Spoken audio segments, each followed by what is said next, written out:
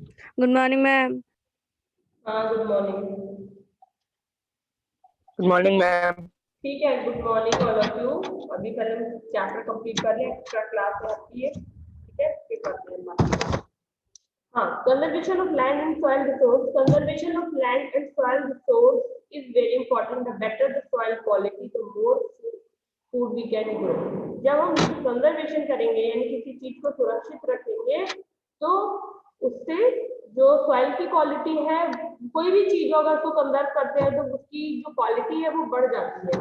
तो लैंड और सॉइल की को जब कंजर्व करेंगे तो उसकी क्वालिटी बेटर हो जाएगी और उसमें हम जो भी फूड ग्रो करेंगे वो ज्यादा मात्रा में ग्रो होगा। तो कंजर्व करने के लिए हिली रीजन में क्या मेथड हमें फॉलो करने होंगे?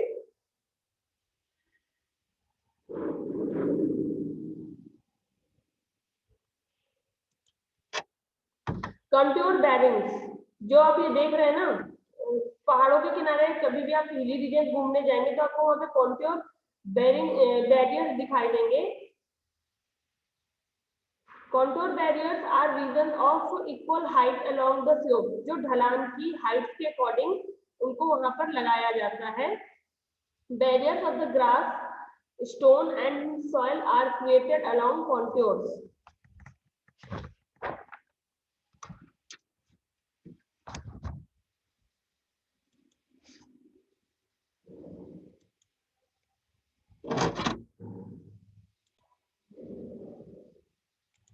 हाँ, तो हम आगे कंटिन्यू कर रहे थे कि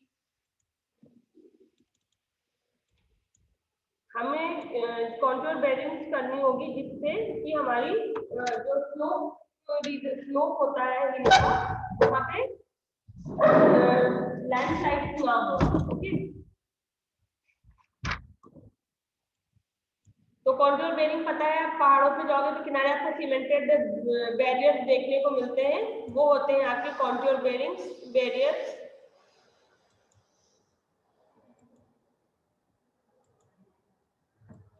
यस, फिर ये जो बैरियर्स होते हैं ये घास के, पत्थर के होते हैं।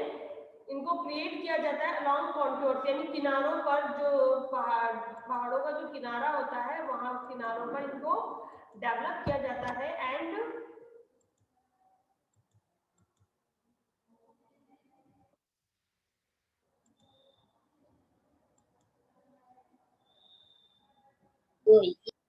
प्लीज माइक ऑफ रखिए।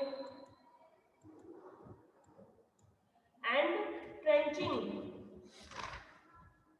And trenches are due to in front of the barrier. Trench means होता है deep and narrow drains dug along the crop field. जो किनारा वो होते हैं, मेड़ जानते हैं ना, जो लोग खेत के बारे में जानते हैं, मेड़ का नाम सुना होगा आपने।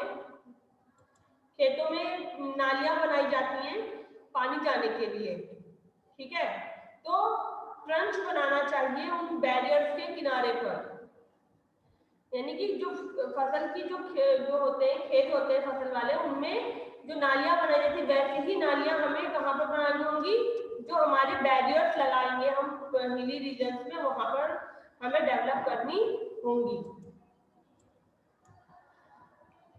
Water gets collected in the trenches, और जब पानी इन ट्रेंचेस में कलेक्ट होगा, water gets collected in the trenches and does not continue down the slope as runoff।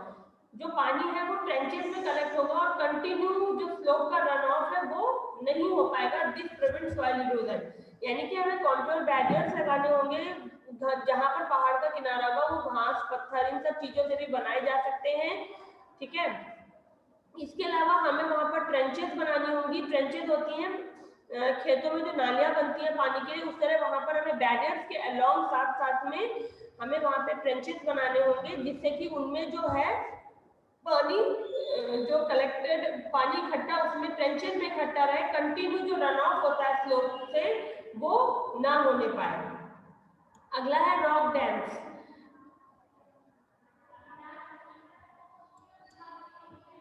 Rock dams are stacked on top of each other to form a wall to stop the flow of water in the areas where flooding is common in the rainy season।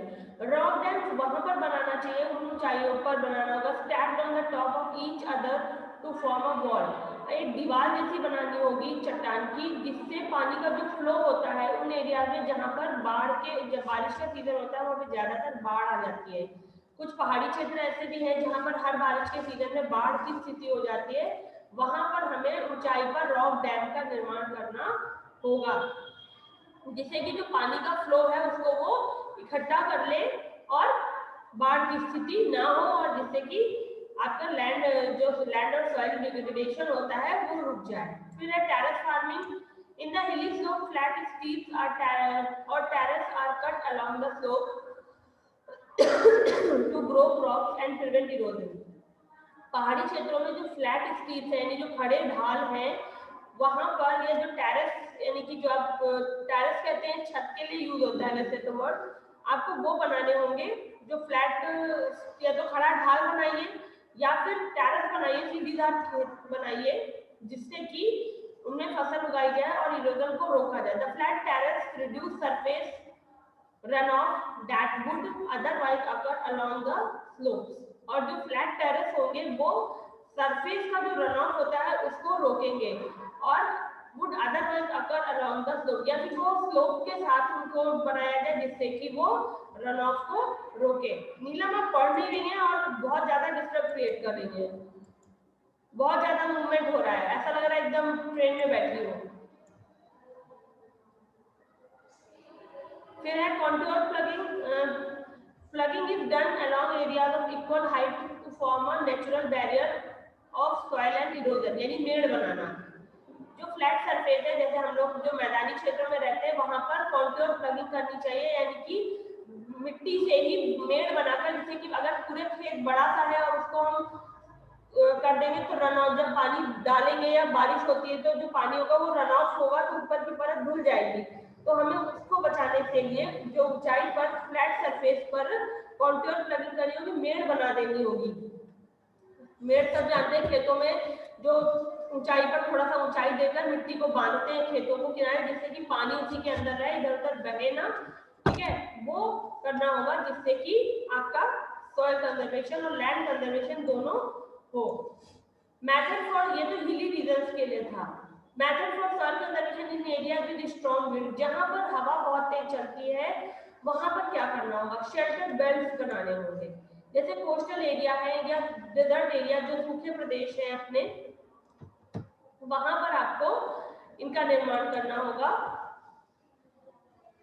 In coastal area dry region winds blow away the dry top soil, ऊपर की जो परत है dry top soil है उसको वो उड़ा ले जाती है मिट्टी, तो इसलिए द लैंड टर्न्स इनफर्टाइल, और ऊपर की परत जब हट जाती है तो वो जो लैंड है वो अनफर्टाइल हो जाती है। Rows of the trees are grown along the agricultural farms to check the speed of the wind, हवा की तेजी को चेक करने के लिए, हवा कितनी स्पीड से चल रही है उसको चेक करने के लिए जो वहाँ के खेत होते हैं, डेजर्ट एरिया के या कोस्टल एरिया के जो खेत होते हैं उनके किनारों पर पेड़ों को लगा देना चाहिए, जिससे कि हवा की स्पीड पता चले और मिट्टी भी उड़ने से रुक जाएगी।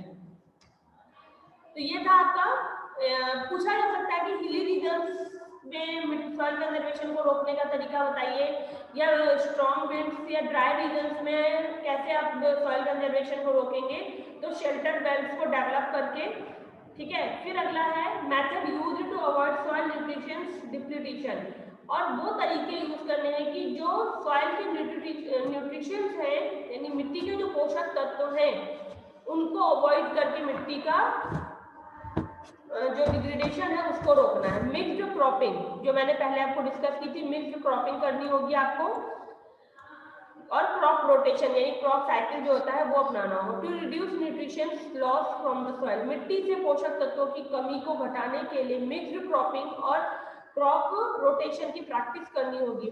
मिक्स क्रॉपिंग में होता है सेम टाइम पर अल्टरनेट रोज में डिफरेंट क्रॉप्स को उगाया जाता है, यानी गेहूं के साथ कोई, जैसे गेहूं के साथ बोलते कोई छोटी मोटी दाल उगा सकते हैं, ठीक है, जो सेम उसी उसमें उग जाए, उसके लिए अलग से आपको कोई व्यवस्था ना करनी हो। कभी कभी आप सुनते हो दालों के साथ कोई और दूसरा अनाज उगा लिया गया, कभी मूंगफली उगा ली जाती है, तो इस तरह की कुछ फसलें अल्टरनेट उसमें उगाई जाती हैं। जैसे अरहर के साथ ज्वार जो होता है वो उगाया जाता है। तो इस तरह क्यों उगाते हैं, क्योंकि जो अरहर को चाहिए वही चीज ज्वार को भी चाहिए, तो दोनों मिला के लोग उगा लेते हैं, मिक्स क्रॉपिंग करते हैं।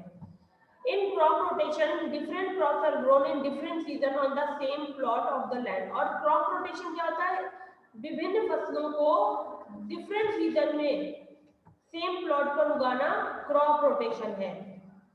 यानी कि रोटेट करते रहना, ये नहीं कि हम एक ही फसल को अपने खेत पर उगा रहे हैं, हमें जो भी फसल उगानी है उसको रोटेट करके उगानी, कि इस सीजन में नहीं होगा, नेक्स्ट में दूसरी उगेगी, फिर जब नेक्स्ट सीजन आता है, यानी 3 सीजन में हमारी फसलें होती है, और तीनों सीजन के हिसाब से अगर हम लेकर चलते तो एक सर्कल बन जाना चाहिए।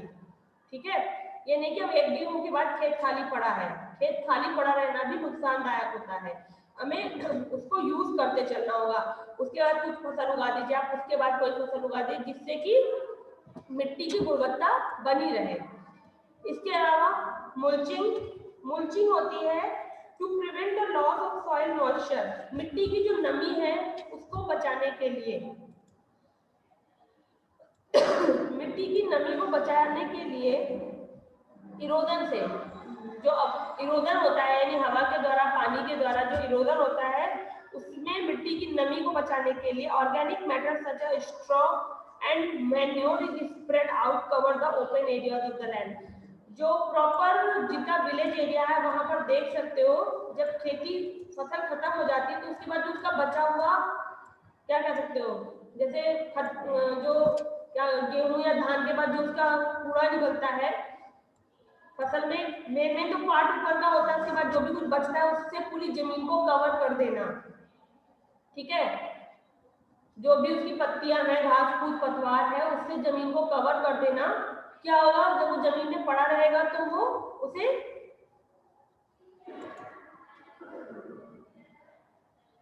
उसमें सड़ेगा तो उसमें ह्यूमस डेवलप होगा। जाहिद, कैमरा ऑन करना। जाहिद,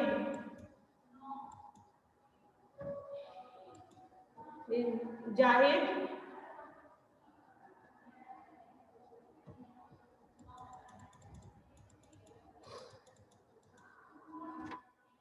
जाहिद, मैंने कहा कैमरा ऑन करना। बाकी लोग जो कैमरा बंद करके बैठे हैं, जाहिद आवाज दे रही हूँ, कैमरा ऑन करो, तो मैं रिमूव कर रही हूँ यहाँ से।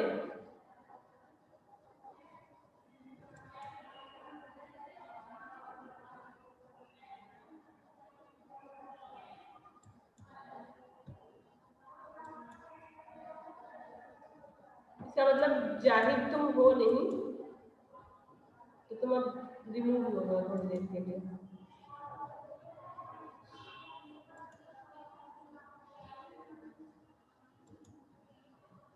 क्लास अगर आपको रिमूव किया गया है ग्रुप से या कहीं से भी, तो दूसरे बच्चे का नाम डालकर मत आए, उसमें ज्यादा भलाई होगी। बहुत गलत बात है। हाँ, तो जो मैन्योर है उसका या जो ऑर्गेनिक मैटर है उसका, उससे पूरी जमीन को कवर कर देना चाहिए, क्योंकि जब वो कवर रहेगा तो धूप से गर्म होगा, पानी पड़ेगा तो उसमें सड़न होगी और उसमें ह्यूमस डेवलप होगा। तो मल्चिंग करनी चाहिए, उससे भी जब वो कवर रहेगा तो ऑब्वियसली बात है उससे रन ऑफ होने से भी बचेगा, यानी पानी उसको बहाएगा नहीं, हवा उसको अपने साथ मिट्टी को उड़ा नहीं पाएगी। ओके क्लास, फिर है मेथड ऑफ लैंड कंजर्वेशन, भूमि को कैसे बचाना है, मतलब जो जमीन है उसको कैसे सुरक्षित किया जाए। To conserve the land, farmers can reduce the use of chemical pesticides and fertilizers. जमीन को बचाने के लिए, to conserve the land, farmers को chemical pesticides और fertilizers का यूज घटाना होगा। They can use natural alternatives such as the cow dung, और उनको नेचुरल अल्टरनेटिव्स जो है यानी काउ डंग यानी जो गाय का गोबर होता है उसको यूज करना होगा। They should also ensure systematic way of overgrazing for their cattle, और उनको अपने जानवरों के लिए सिस्टमैटिक तरीका अपनाना होगा जिससे कि ओवरग्रेजिंग ना हो।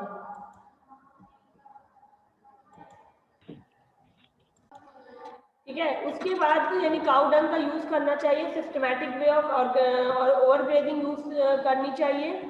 इन case of where soil degradation has already happened, अगर किसी केस में जहां पर ऑलरेडी सॉइल डिग्रेडेशन हो चुका है, लैंड कैन बी रिक्लेम्ड, तो जो जमीन है वो रिक्लेम करना चाहता है, दोबारा फिर से फर्टिलाइज उसको कर सकते हैं, रिक्लेम करना था, to make land available for use by changing its condition, उसकी जो कंडीशन है जिस वजह से जो सॉइल डिग्रेडेशन हुआ है उसको चेंज किया जा सकता है। लैंड रिक्लेमिनेशन मीन्स, अंडरलाइन कर लीजिए, पूछा जा सकता है लैंड रिक्लेमिनेशन क्या है, bringing back degraded land its original condition through soil preserving practice such as afforestation, यानी कि उसने पेड़ों को लगाकर जो भी उसकी क्वालिटी में कमी आई है उसको दोबारा से डेवलप करना, उसको उसकी पुरानी कंडीशन पर लाना। ओके, ये होता है लैंड रिक्लेमिनेशन। अब आपसे थिंक एंड आंसर में पूछा जा रहा है what were the land use that can lead to land degradation, वो कौन से लैंड यूज के तरीके हैं जिससे लैंड डिग्रेडेशन होता है, और what kind of planning can reduce the degradation effect of these uses.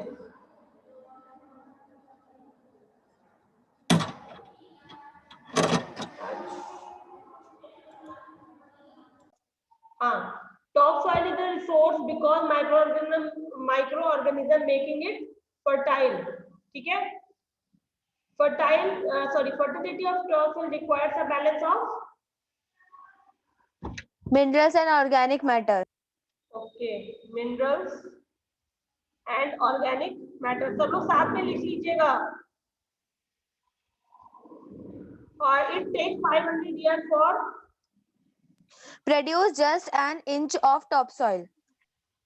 produce an inch Just of an topsoil. बहुत बड़े बड़े हैं, इसे आप स्पेस बना के लिख लीजिएगा। ओके, अगला क्वेश्चन पूछा जा रहा है, टिक करना है, दो ऑप्शन है, थर्ड का रिपीट कर दीजिए।